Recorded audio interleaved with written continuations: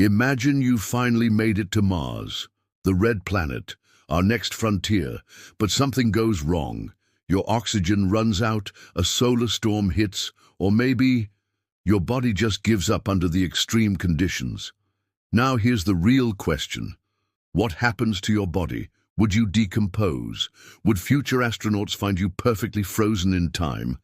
Or worse, would Mars turn you into something no human has ever seen before? Let's find out. First, let's get one thing straight. Mars is deadly. The atmosphere is toxic, mostly carbon dioxide. The temperature can plummet to 100 degrees C, 148 degrees C. There's no liquid water to help decomposition, and the biggest problem, cosmic radiation. On Earth, when you die, tiny microbes break your body down.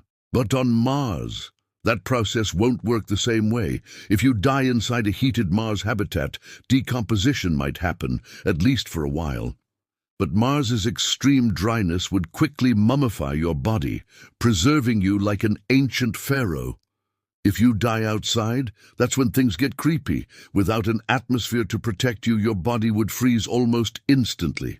Over time, radiation would slowly break you down. But this process could take centuries or even millennia, meaning you could become the first perfectly preserved Martian mummy. Now, let's assume you were part of a Mars colony.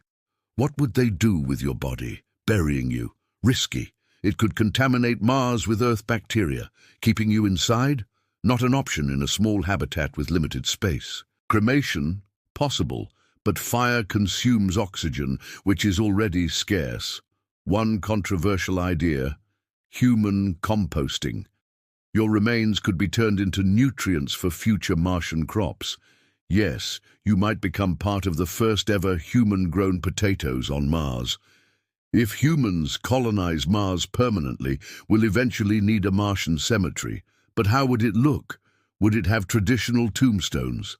Or would future settlers scan a QR code on a rock to learn about past explorers? Maybe, in the far future, Martians will tell stories about the first humans who died here, their bodies still frozen beneath the red dust. So, if you die on Mars, you might freeze, mummify, or even be turned into plant food. But one thing's for sure, you'll be part of history forever. Now here's a question for you. If given the chance, would you risk it all to go to Mars, knowing there's no way back? Drop your answer in the comments below.